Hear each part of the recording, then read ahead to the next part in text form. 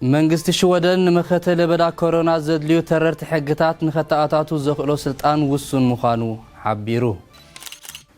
ኣብ ኢትዮጵያ ዝካየድ ዘሎ ኩናት ሕድሕድ ሞትን ስደትን ብምኽታል ዓብዪ ጉድኣት የውርድ ምህላው ጸብጻባት ኣረጋጊጾም።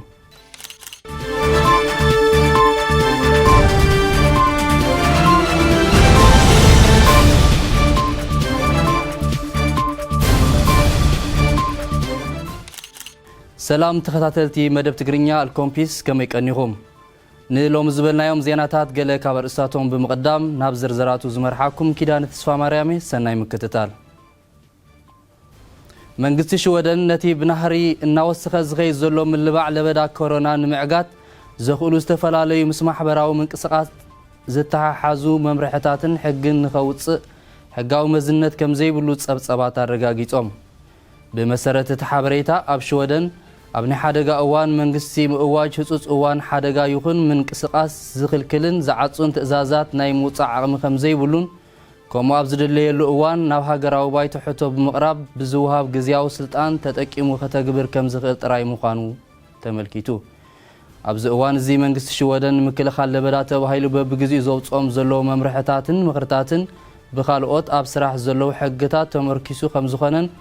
ካብቲ ዝግበረሉ ዘሎ ንላዕሊ ክግበር እንተኾይኑ ፍቓድ ሃገራዊ ባይቶ ክህልዎ ከም ዝግደድ ይንገር። ኣብ ቀርኒ ኣፍሪቃዊት ሃገር ኢትዮጵያ ኣብ መንጎ ዞባዊ መንግስቲ ትግራይን ማእከላዊ መንግስቲ እቲ ሃገርን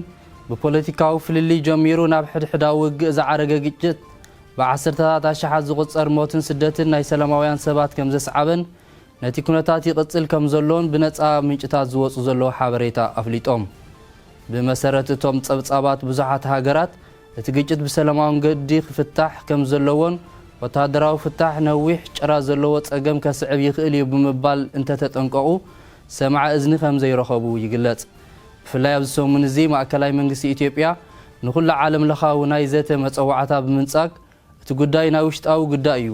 ልዕላውነት ሕጊ ንምኽባር ዝግበር ዘሎ ዳ እምበር ውግእ ሕድሕድ ኣይኮነን ብምባል ናይ መወዳእታ ስጉምቲ ክወስድ እየ ብምባል ናይ በረኻታትን ከተማታትን ውግእ ብምክያዱ ዓበይቲ ጥፍኣት ክሳራን ብፍላይ ከዓ ዓሌት መሰረት ዝገበረ መቕተልቲ ሰላማውያን ሰባት ይግበር ኣሎ ዝብሉ ክስታት እንዳዓበዩ ምምጾም ጸብጻባት ኣረጋጊጾም። ሰራዊት ኢትዮጵያ ብሓይልታት መንግስቲ ኤርትራ ተሓጊዙ ገለ ከተማታት ተቋፂሩ ብምባል ፕሬሲደንት ክልል ትግራይ ደብረጽዮን ገብረ ሚካኤል ክስ ከም ዘቕረበን ይኹን እምበር መንግስቲ ኤርትራ ይኹን ማእከላዊ መንግስቲ ኢትዮጵያ ነዚ ክሲ ነፂጎሞ ብምህላዎም እቶም ጸብጻባት ሓቢሮም። እቲ ኩናት ይቕፅለሉ ኣብ ዘሎ እዋን ብዙሕ ሰብኣዊ ክሳራታት ይወርድ ምህላው ትካላት ውድብ ሕብራት ሃገራት ኣህጉራዊ ቀይሕ መስቀል ይገልጹ ኣለዉ።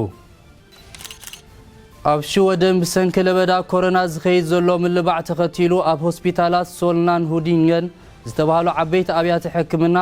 ቁፅሪ ተሓከምቲ ብፍላይ ከዓ ኣብ ክፍሊ ህፁፅ ረድኤት ኣብ መጠን ላዕሊ እንዳበዝሐ ብምኻዱ ሰራሕተኛታት ካብ ንቡር ናይ ስራሕ ሰዓታት ብዕፅፊ ክሰርሑ ከም ዝጀመሩ ተፈሊጡ። ብመሰረት ኣቐዲሙ ዝተገብረ ምቅያር ኣብ 3 እብረ ተኸፋፊሉ ዝስራሕ ዝነበረ ብክልተ እብረ ክስራሕ ስለ ዝጀመረ ኣለይቲ ሕሙማትን ሓካይምን ስጋብ 12 ሰዓታት ክሰርሑ ይግደዱ ምህላዎም ክፍለጥ ተኻኢሉ። እዚ ከምዚ ኢሉ እንከሎ ኣብ ሽወደን ድሕሪ ሕማማትን መንሽሮን ሕማም ልብን ሕማም ኮቪድ-19 ከም ሳልሳይ ቀታሊ ሕማም ተባሂሉ ከም ዝተመደበ ክፍለጥ ተኻኢሉ። ካብ ሰራሕተኛታት ኣብያተ ሕክምና ጀሚሩ ኩሉ ሰብ ጥንቃቐ ብምዝውታር ኣብ ሕክምና ዝረኣይ ዘሎ ጸቕጢ ካብ ቁፅፅር ወፃኢ ከይከውን ዝምልከቶም ኣካላት ምሕፅንታ የቕርቡ ከም ዘለዉ ይፍለጥ። ሰልፍታት ክርስቲያን ዴሞክራስን ሞደራትን መንግስቲ ሽወደን ከም ኩለን ካልኦት ሃገራት መሸፈን ኣፍን ኣፍንጫን ክጥቀም ዝከኣለሉ መንገዲ ብምርኣይ ከም መምርሒ ከውፅእ ዝብል ጠለብ ኣቕሪቦም። ይኹን እምበር መንግስቲ እቲ ጉዳይ ብኽኢላታት ተመራመርቲ ኣድላይነቱ ብምርኣይ ክውሰን ከም ዝመረፀ ብተደጋጋሚ ክግለጽ ጸኒሑን ኣሎን። በዓል መዚ ህዝባዊ ጥዕና ሽወደን ብወገኑ መሸፈን ኣፍን ኣፍንጫን ክሳብ ክንደይ ፍቱን መከላኸሊ ቫይረስ ምዃኑ ብስነ ፍልጠታዊ መንገዲ ዘቐረበ መርትዖ ዛጊት ከም ዘየለ ይገልጽ ከም ዘሎ ይሕበር። ዓለማዊ ውድብ ጥዕና ትማሊ ኣብ ዘመሓላለፎ ጻውዒት ሽወደን መሸፈን ኣፍን ኣፍንጫን ንምጥቃም ዘኽእል መምርሒ ከተመሓላልፍ ከም ዝመኸረ ይዝከር። ክቡራት ተኸታተልትና ዝድሕሪ ምባል ናብ ሓፀርቲ ዜናታት ከሰጋግረኩም። ሊስበን ኣብ ሃገረ ፖርቱጋል ካብ ሃገራት ኣፍሪቃን ጎረባብቲ ሃገራትን በባሕርን መሬትን ቆሪጾም ዝመጹ ዘለዉ ሓተት ዕቑባ እንዳበዝሑ ይመጹ ከም ዘለዉ መንግስቲ እታ ሃገር ኣፍሊጡ ብመሰረት እቲ ሓበሬታ ብፍላይ ኣብ ዝቐረበ ኣዋርሕ ካብ ካልኦት ሃገራት ኤውሮጳ ዝወሓዙ ኣፍሪቃውያን ስደተኛታት ናብታ ሃገር ብምምጻእ ዕልቕልቕ ናይ ስደተኛታት ከም ዝፈጠረን በዚ ህዝባዊ መረረይ ዓቢ ከም ዘሎ እቲ መንግስቲ ኣፍሊጡ ለንደን ኣብ ሃገር ዓባይ ብሪጣንያ ኣብ ዘን ዝመጻ ዘለዋ 10 ዓመታት ብበንዚንን ናፍታን ዝንቀሳቐሳ መካይን ሙሉእ ብምሉእ ካብ መስመራት ክእለያ ዘኽእል ሃገራዊ መደብ ከም ዝተሓንጸጸ መንግስቲ እታ ሃገር ኣዊጁ ብመሰረት እቲ ሓበሬታ እዚ መደብ ኣካል ናይቲ ምሕላው ከባቢ ዝተባሃለ ፖሊሲ እታ ሃገር ምዃኑ ክፍለጥ ተኻኢሉ ራማላ ርእሰ ምምሕዳር ሃገር ፍልስጥኤም ምስ እስራኤል ኣቋሪጽዎ ጸንሐ ናይ ሓባር ስራሕን ምትሕብባርን ከም እንደገና ክቕጽል ከም ዝወሰነ ፕረሲደንት እታ ርእሰ ምምሕዳር ኣፍሊጡ በዚ መሰረት ኣብ ማሕበራዊ ኣገልግሎት ቁጠባን ካልኦት ኣገልግሎትን ዝኣመሰሉ ንጥፈታት ምትሕብባር ከም እንደገና ክጅምር ምንቅስቓሳት ከም ዝተጀመሩን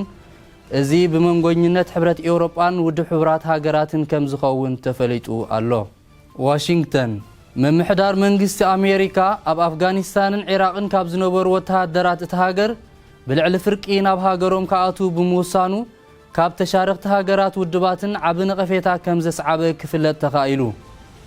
ብዙሓት ወገናት እቲ ዝፍጠር ጸጥታዊ ሃጓፍ ኣብተን ሃገራት ዝለዓለ ጸገም ክፈጥር ከም ዝኽእል ስግኣቶም ገሊጾም ዝኸበርኩም ተኸታተልቲ መደባትና ንሎሚ ዝበልናዮ ናይ ዜና መሰናድኦ በዝተወዲኡሎ ኣብ ናይ ዓርቢ መሰናድኦ ክሳብ ንራኸብ ብድሕረ ገጻት ፌስቡክና እንዳተኸታተልኩም ብፍላይ ኣብ ዩቲዩብ ንዘሎ ቻነልና ሳብስክራይብ ብምግባር መደባትና ክትከታተሉ እናዘኻኸርኩ